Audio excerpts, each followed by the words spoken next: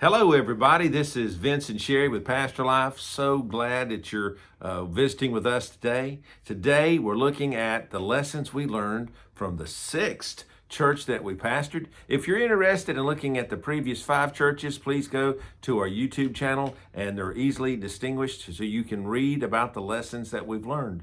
The sixth church was a wonderful church. Listen, we loved every church that we pastored. We learned from every church that we pastored, and the sixth one was a little bit of a different church. The previous church had been sort of a difficult church. They had been in a difficult time, and the Lord had moved this there to try to help them go through some difficult times, a split. And sometimes what happens when you're so close to a bad situation, even though you really had nothing to do with it, you became affected by it. So after being there for 3 years or so, the Lord felt it was the right time to move us to a church that maybe didn't have those challenges, had other challenges, but to move us for His will.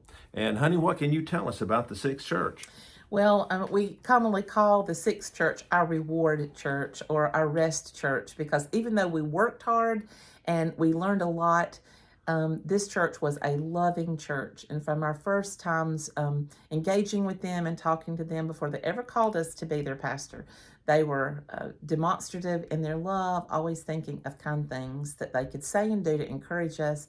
And then once we arrived, our ministry there was just a very good blessing for us in that all throughout this church was not passively loving us. They were actively loving us with sweet words, acts of kindness, encouragement, trips. I mean, they were thinking of things that they could do to help us and to reward our family. And so that was one of the things I really remember about our sixth church.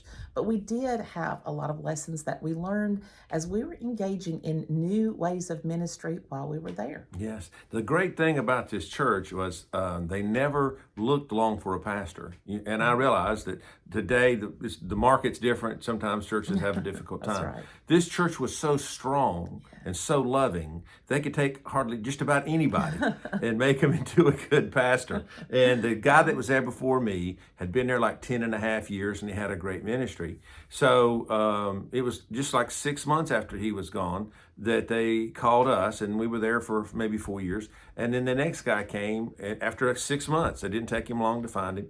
And then he stayed there like 20 plus years. And I think then they called the associate or the youth guy to be the senior pastor. So it didn't make any difference. The program that they had was so strong, they could take a pastor, kind of mold him and encourage him and love on him. And generally it worked to their advantage. Love changes things and people. Yes, it does. It does. But we learned a lot there, and we learned kind of the healing part, that there's times in your ministry where you might be in a difficult situation. Listen, if you're in there now, God knows that. He knows what you can stand. The Bible tells us He'll not put more on us than we can bear. At the right season, He moved us to this church. It helped us heal, but we also learned. It wasn't like we just sat around and rested all the time. That's right. We probably were engaged in more ministries than we were at any other church that we served. Yes. We learned, one of the lessons was actively doing missions. That's right. Where we had a partnership with New Hampshire, the Baptist State Convention of New Hampshire, and we had a 3-year partnership where we went up there maybe once or twice a year, and we supported them financially. We supported them with our prayers and with our presence. We would go up there. Sometimes they would drive, sometimes we would fly. As a matter of fact, 9/11, when 9/11 happened, my wife always says when bad things happen, I'm out. He was gone. I'm gone. Yeah. When 9/11 happened, we were in New Hampshire, and we were up there like 2 or 3 days before. And then, of course, it happened on a Tuesday. We kind of realized our mission trip was kind of over, and we thought about going home. We had rented a van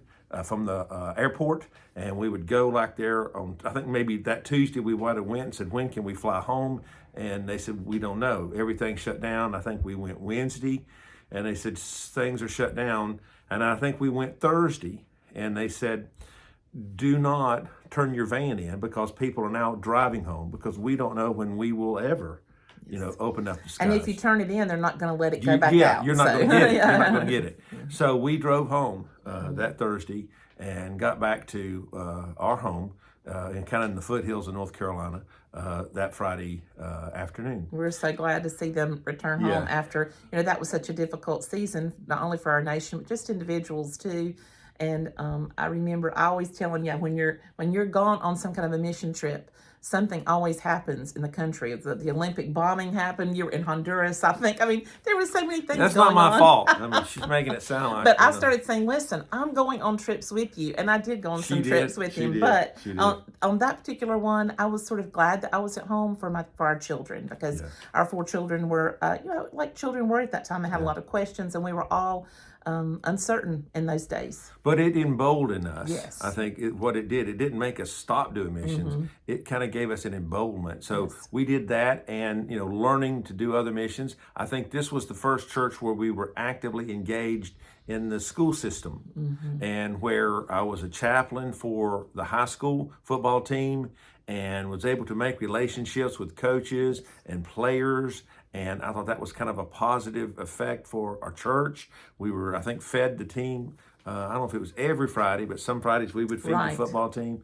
And it was a really learning experience, because those experiences is what I took to the next church and was able to use them, I think, in a very good way. Yes, because in the next church, you expanded that. Not only did you work closely, we both did, with the school system, but then we engaged in the entire community as a whole and took that a step further. And so if you had not had that experience at the previous church, you might not have really ventured out to do those things. And so it was like stair steps going up, as you're learning. Well, and we had the opportunity as far as a season. It was a season of learning for, first of all, I had multiple staff. This was the first time where I had like full-time ministerial staff to work with.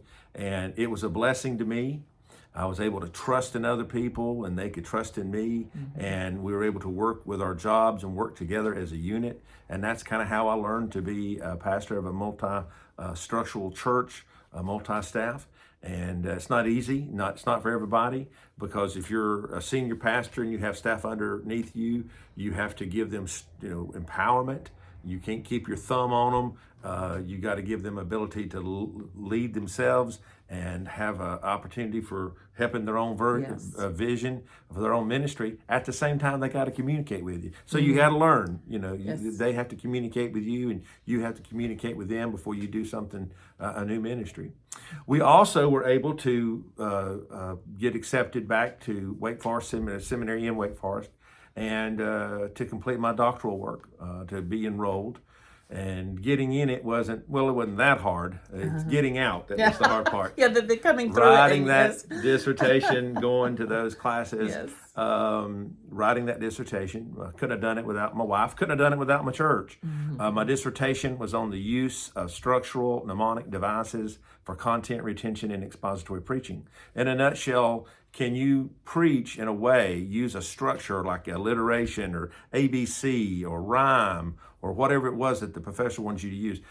Could that help your congregation remember what you were saying? So I had to preach hundreds of sermons. So it would be like on a Sunday morning I would preach, and they would test. And then they'd come back like at 2 o'clock, and from 2 o'clock to 4 o'clock, I would preach like 3, 4, 5 sermons, and they would take tests. They were the best tempered people, and had to be patient, because they'd have to listen to me like 3 or 4 times. It could only be adults. We could not use minors. There was some delimitations in the testing itself, but we were able to do that and get the testing Without done. them, you wouldn't have been able to complete your dissertation. And a church that was willing to let us go to school, and it was only like, I think we had to go to 5 sessions throughout 2 years, a week at a time, and then you worked on it. Then the dissertation took about a year or so to write, and they were very kind about it. Just a super church. Yeah, they sure were.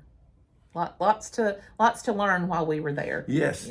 So we learned working with staff. We learned working with the community. And then another important thing that we learned, which would help us later, was on the building. They were in a position where they wanted to build a bigger building, and they needed to. I mean, we were just bulging at the seams. We had talked about it, but we didn't go in a pell-mell way and just kind of decided to build it. We met with different, ideas, people that were design, build, architects. We met with different groups. The church was a big part of that. The church told us, this is what we want, this is the way we want in the building, and we listened. And we just kept having listening sessions, and then we selected the way that we were going to build it. We saw what the price was going to be, what we thought we could afford. It was all done just sitting down, calm, talking, nobody trying to take control, listening to the congregation, seeing what we could afford, what we thought we could borrow, then finding out ways to raise money. And That's I tell you what we did. We hired a company to help us with our finances. And I remember this, whatever the fee was, we didn't even have the fee in the bank, 'cause I think the first big payment on that event, or something. the first big event, we were able to raise enough funds for that, and it blessed us. We were able to do that. We had plans drawn up. We did not get to say to the completion of it, but they did build a building after we left. Yeah, that's right. After we left. And I was so impressed with the church because once again, just a church that loves. There were not any huge arguments. A lot of times when you're getting into a building program, people can argue over where this is going to be or what color it's going to be, or we want to have these things or we don't want to have these things. They all said what they would love to have in an ideal situation, but we knew that not everything would be affordable or doable. And when the committee came back and said, look, this is what we can afford. We know we don't have everyone's ideas included, but we did what we could. Everyone was so loving, and I was thinking. Now listen, they might have fought like cats and dogs after we Later, left, but they were so sweet they to were. us. I remember when we first moved, we were still we'd owned our previous home, and it was, Sherry said, about an hour and 15 minutes away. I think it was somewhere like in that. And the church told us, look, we're going to pay your mileage, to drive up here every day, to drive up here. Because we know it's going to be expensive. And I did this for maybe 3 weeks, and it was on a Sunday, and one of the leaders said, preacher, we need to talk to you about this situation. And again, I'm thinking, man, they're going to fire me. Having come out of a sort of a negative environment, we were thinking, oh no. Thinking the worst. And I'm doing something wrong. They have a concern, And they said, we've decided, we've looked at the numbers and what it's going to cost us to just pay your gas. It would be cheaper for us to buy a house and make that interest payment, and when you sell your house, then you can buy our house, and it'll work out. And I thought about it. I'd never entertained that thought, and I said that makes too much sense. It's a wonderful idea, but the church will never vote for that. And they said, oh no, we'll show them the numbers. They'll go along with it, and they did that, and it took us, I don't know, maybe 14 months to sell that house. And no one ever complained. Because we mentioned to him, it's taken us a while to sell our house. And it's like, fine, Pastor, it's no big deal. We know we're praying for you to sell it. And their concern was not only just, the money that was being paid out, but they said, every time you get ready to go home on a Sunday night or a Wednesday night, we worry so much. You're driving down the road with all those kids, and it's just taking a lot of time and energy for your family, and we worry about you. I felt like I was in the Twilight Zone, everybody being so nice. I know, and it was wonderful, but they were concerned. And so the Sunday they were going to vote on this idea, I sat on the back row with the kids. I normally sit on the front row, but I sat in the back because I was so worried there'd be a brawl. But we'd only been there maybe just to do it. Just a few months. But it was a unanimous vote. They were like, oh, this is wonderful. They were excited for us. They're like, oh, we're so happy you won't have to drive so far anymore. And, it was that kind of church. Really amazing. Oh, it was fun. They said pick out any house you want. House you want. So we were, again, conservative. We picked out a smaller home. Yes. And bless, when we left, it took like 18 months to sell that. We had the worst luck. Oh my goodness. They were nice houses, but I guess we were the only ones that liked them. Yeah, and I think that every time we seemed like we sold a house, something was a factor. Like maybe that the particular, at the time, real estate, there was something going on that caused it not to sell as quickly. But God provided. He provided. He did. And I think it was just to test our faith. Yes. And it was a blessing. But remember, it was this church, I think, that kind of got us prepared for the next church. That's right. And that was the Seventh Church. They were very loving, very thoughtful, were able to get a lot done. It wasn't like we, just drank sweet tea and talked. There was work going on, Yes. missions going on. People were being saved. The church was full. We were looking at maybe even having to go to 2 services. Now, this is back in the late 1990s, early 2000s, when it seemed like everybody was growing. So we were just in a great location, and the church had a great reputation.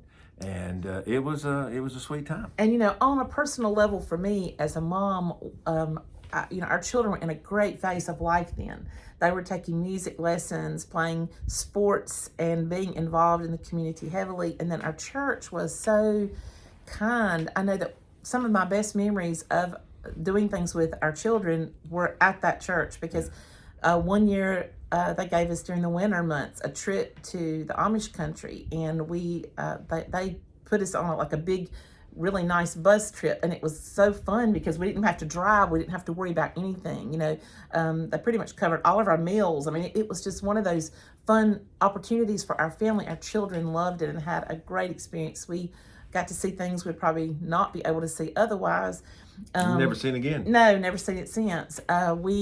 They sent us, on I think a couple of beach trips. I know one was maybe around one of our anniversaries, and they put us in a high-rise, a beachfront suite, and it was just so precious because our children were at a great age where we were able to take them around to a lot of things and see some fun things, and we didn't have to really worry so much about how we were going to afford that because they had made that possible, and they were that kind of church. And I know if you're not in that kind of church right now, you're thinking, where do I find this kind of church? But that only comes around maybe once in your entire ministry, and God will give it to you when you need it. When I look at that situation, what I see is that not only was God giving us a healing and a reward, we often call our reward church, but from what we had just been through, which was a really difficult season, probably one of our most difficult ever at where we'd been before, he was also giving us a period of healing and preparation for the hard work that was to come. And so, when God puts you in those seasons, enjoy that moment. I was listening to a song this week. It's called Live in the Moment, I think is the name of it. And it said, God, help me live in this moment. Help me not to live in the past or to worry about too many things far ahead. Just help me to, trust in you in this moment and live this moment. And that really spoke to my heart when I heard it, because I think that we have to do that when we are serving in ministry. I think one of the things that helped me, because now listen, we worked. Again, I want to say Oh, that. yes. If you want a lot of work out of your pastor, love him. Love his family. Encourage him. You'll work him to death.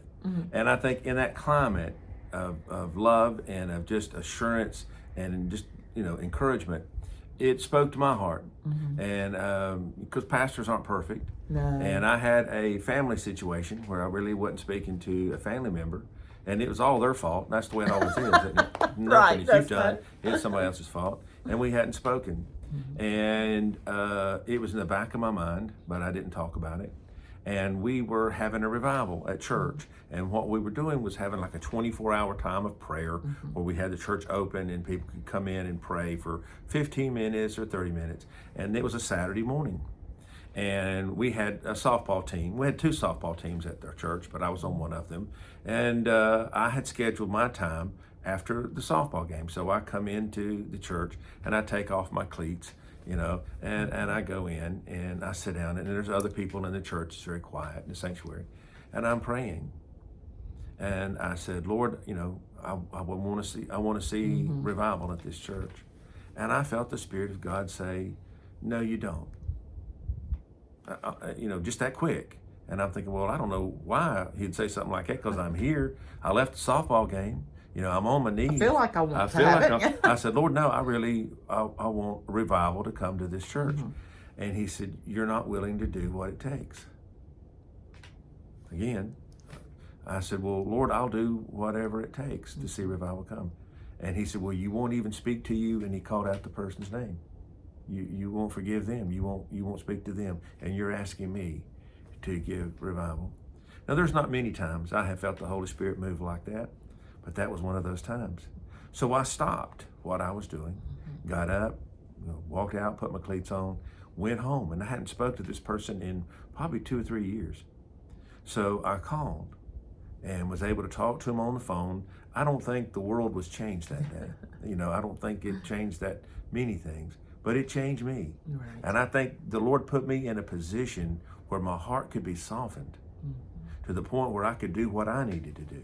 Now, whether that person received that forgiveness or received my explanation or whatever, that's on them. but I never will forget that. Yes, and I think the love that was so pervasive around us at that time, softened us back up for ministry, because you can get so hard in the ministry. You see so much, you experience so much, you feel responsible for everything that goes on, even if you had nothing to do with it. And if you're in a church where there's a lot of, whether it's criticism or pain or hurts or whatever is going on, you harden yourself to that. And it's tough to do ministry when you're hard. It takes twice as much effort and energy to do.